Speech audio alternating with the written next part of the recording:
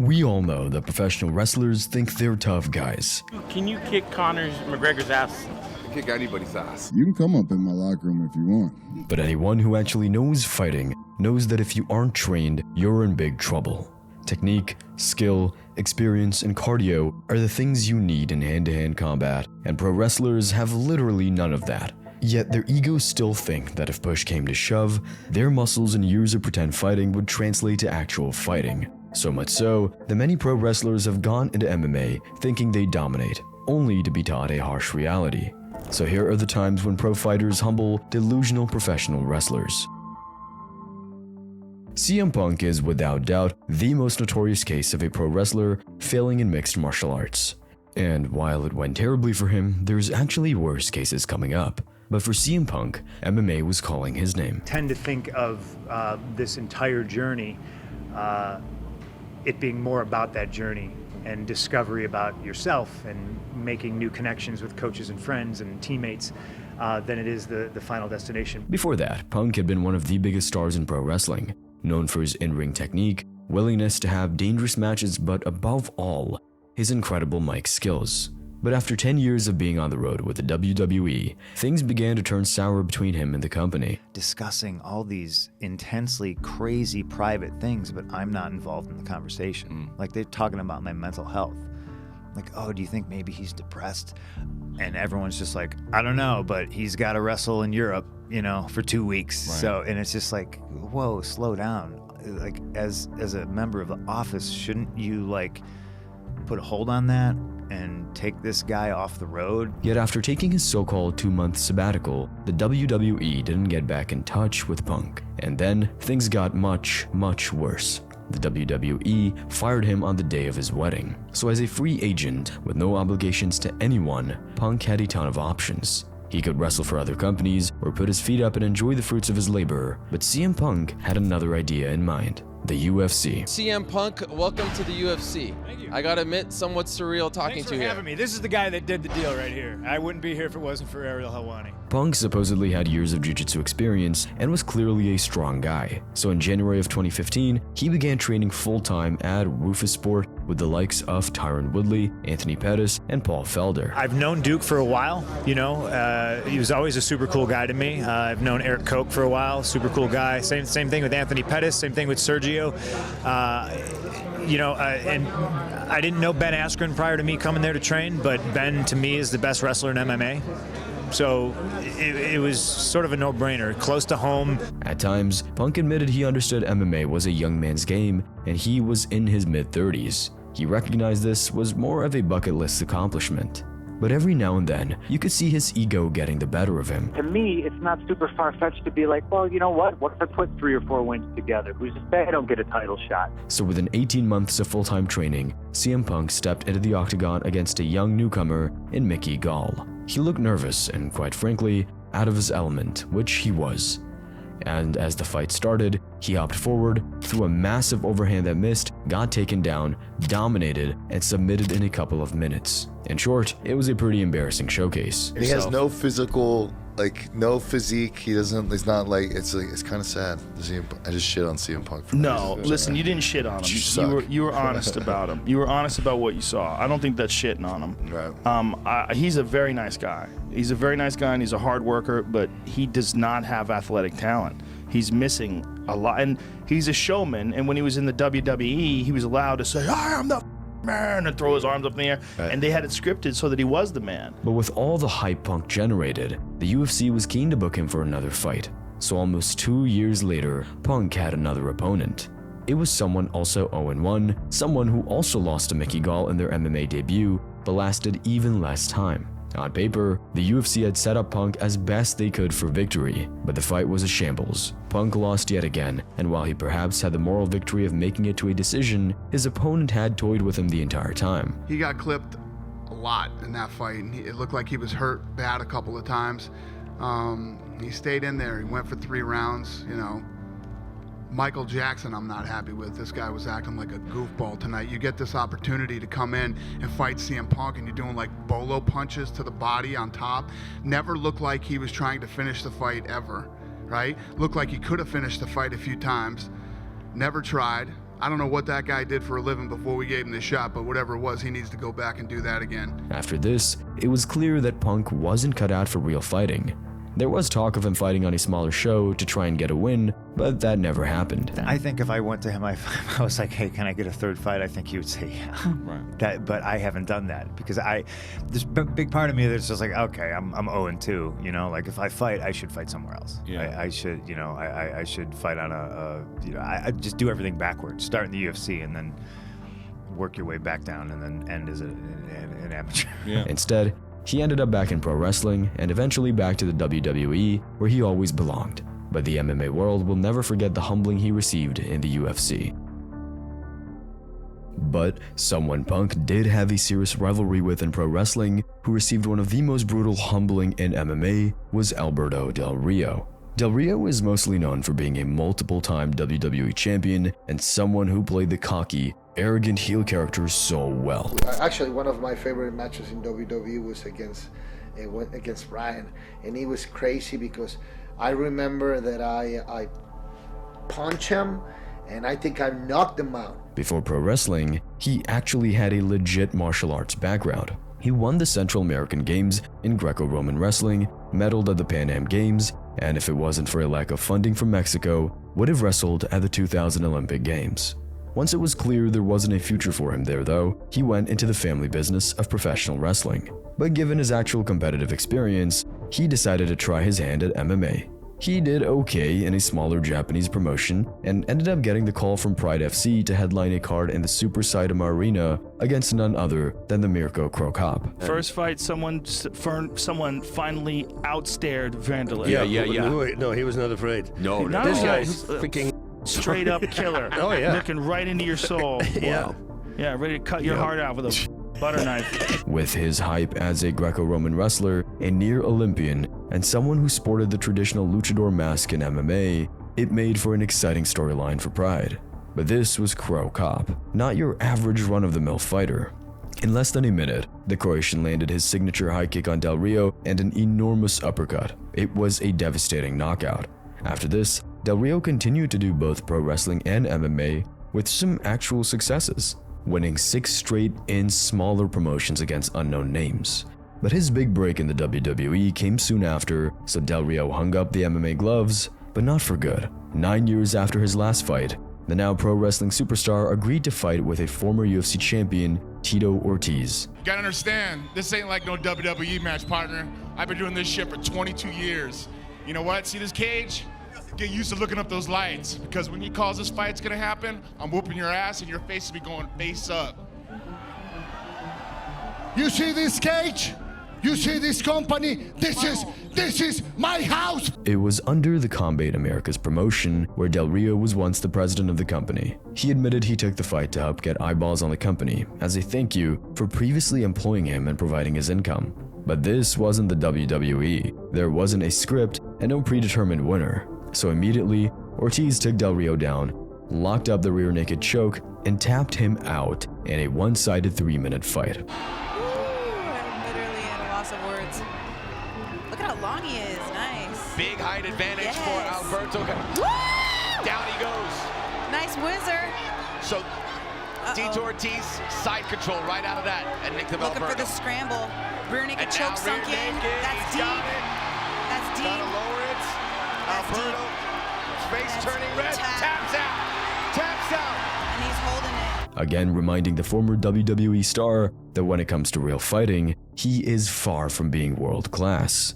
And speaking of world class, let's talk about the time a WWE wrestler went to MMA only to face the person who'd end up having the most knockouts in UFC history in his one and only fight.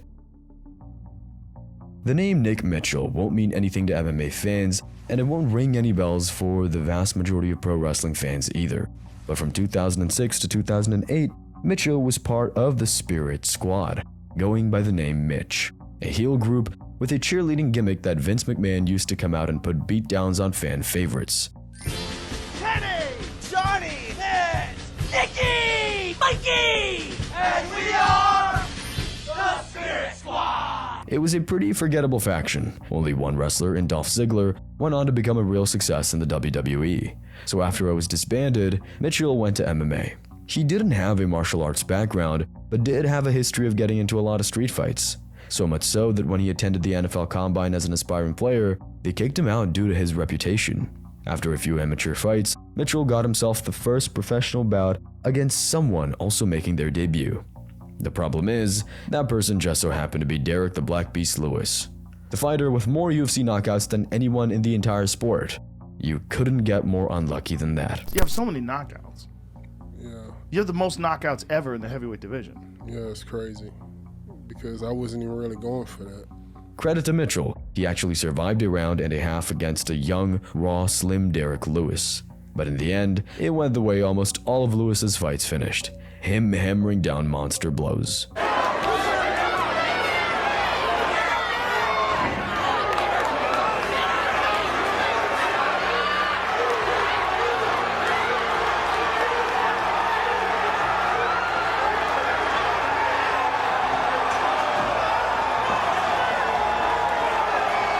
Since then, the former WWE wrestler has stayed out of the public light. But we do know he never competed in MMA ever again after running into Derek Lewis. Someone wrestling fans will know though is WWE Hall of Famer, the late Steve Williams.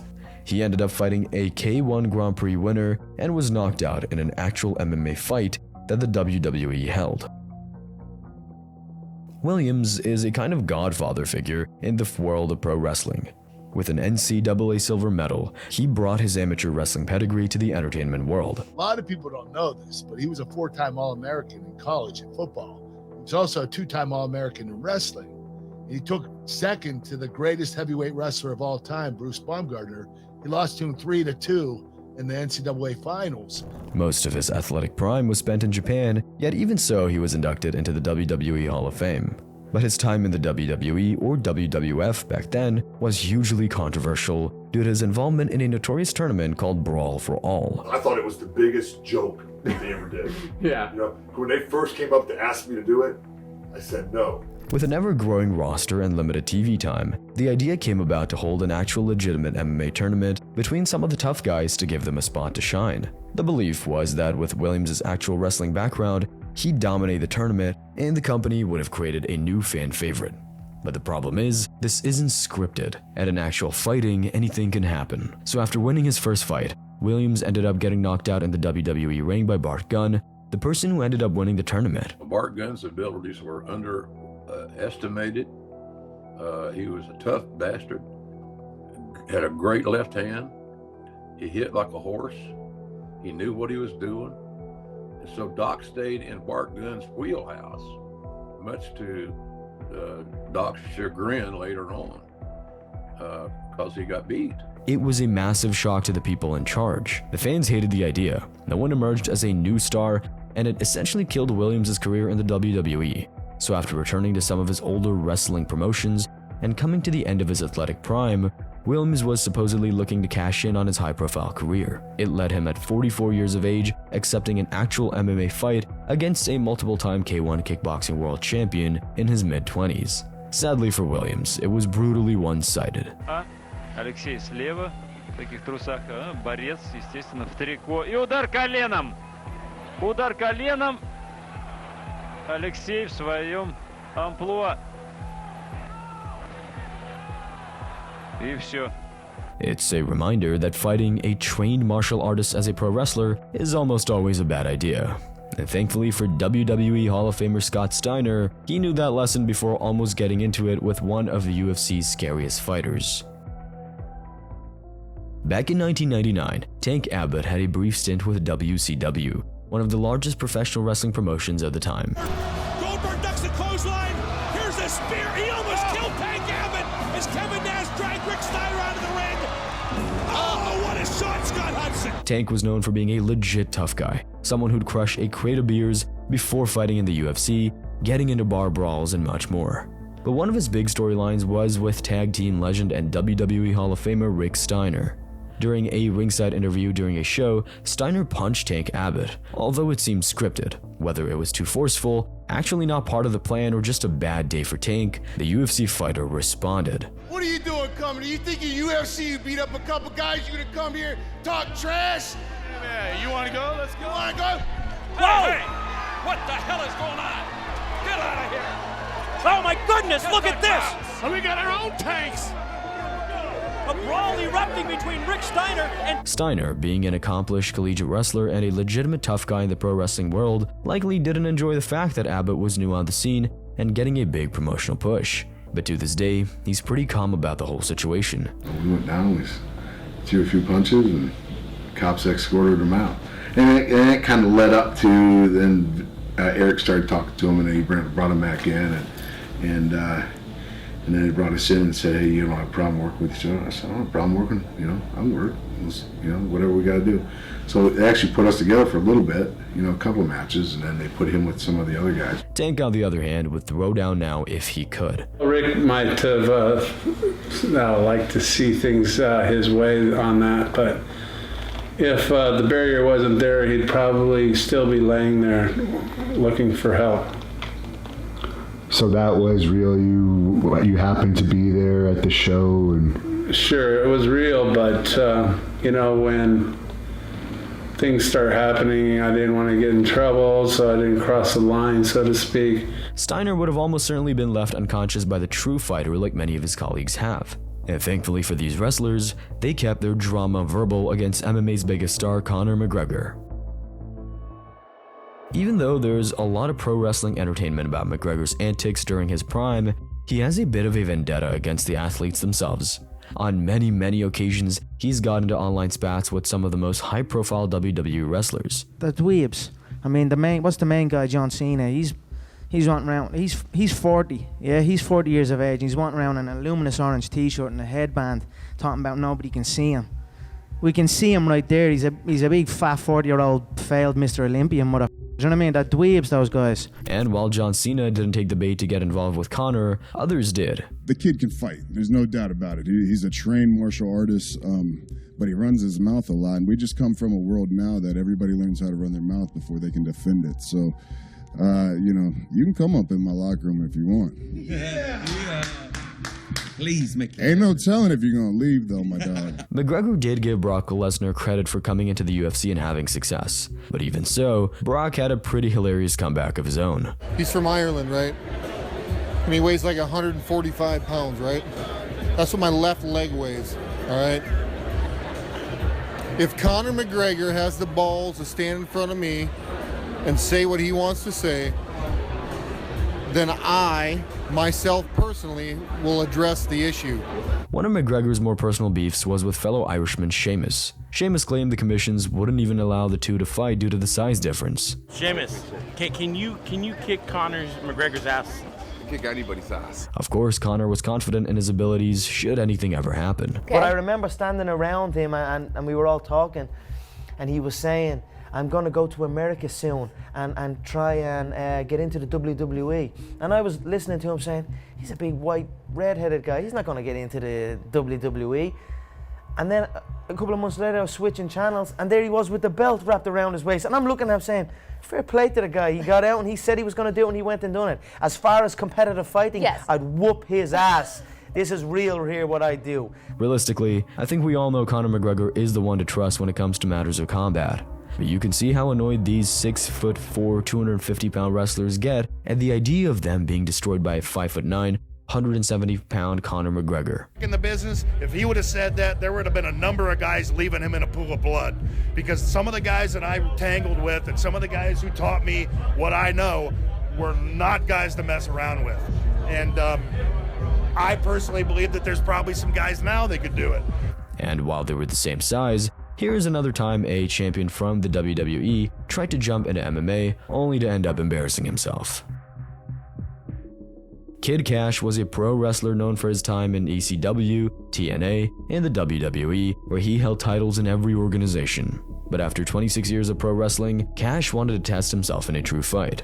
He claimed it wasn't a money move. Instead, he'd seen the likes of CM Punk and Brock Lesnar cross over and was curious to see how he'd get on in a different environment.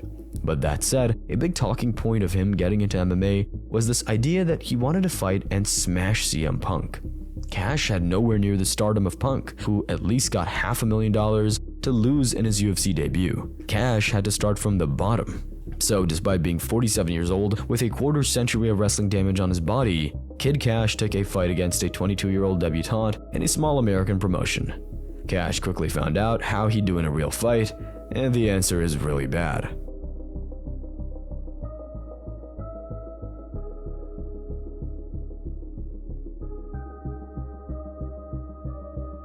The pro wrestler lasted a mere 39 seconds, getting battered around the ring before the referee mercilessly called the fight. After that, Kash clearly got humbled enough to never try and fight in MMA again.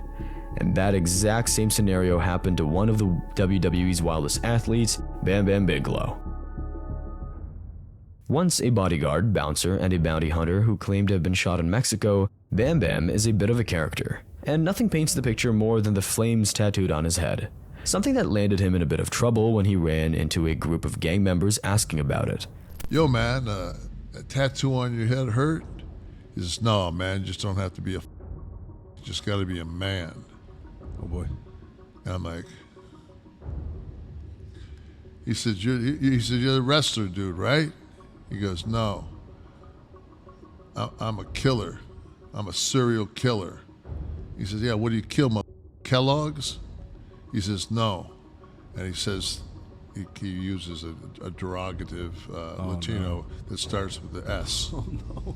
And it's safe to say that didn't go down well. Stop and turn. And I turn, a guy's got an automatic pistol right in Bam Bam's forehead. Thankfully, the wrestlers got away that day without things escalating, but Bam Bam was known for being super agile, high-flying, and a true athlete.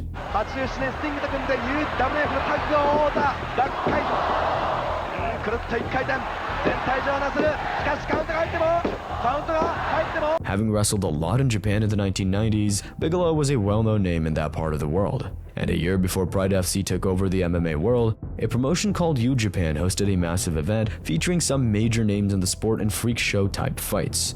One of them, Bam Bam Bigelow versus Kimo Leopoldo, a UFC vet who had faced Royce Gracie, Ken Shamrock, and even beat Kazushi Sakuraba. Bigelow was reportedly paid almost $100,000, which was big money back then. But even with his size and athleticism, he had no amateur wrestling background, no jiu-jitsu, and no real fighting experience. And that couldn't be more clear when the fight got underway, as Kimo immediately shot for a takedown and got on top. ということで、アマチュアレスリングですけれども、そういったところもアスリーターとしては非常に基礎を持っている人なんですね。そうなんですか。はい。そしてキモ選手ももちろん街の喧嘩やって入れがちではありますけれども。